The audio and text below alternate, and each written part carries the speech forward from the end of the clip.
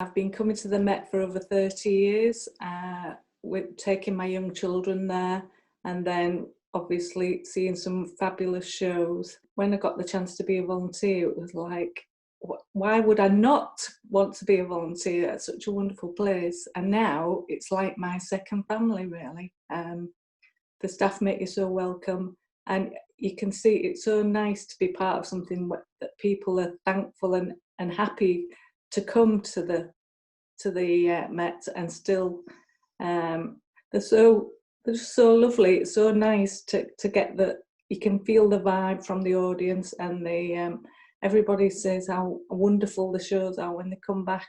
I've really got a lot out of it. It's been great for me. All the staff are wonderful, and they make you feel useful and wanted. Yeah, just a great vibe.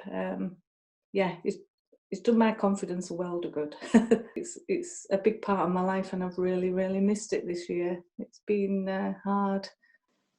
We are vital to the not just the local community, but to up and coming artists who otherwise would not get that first step up into the public domain. What can I say? I'm proud to be a Met volunteer.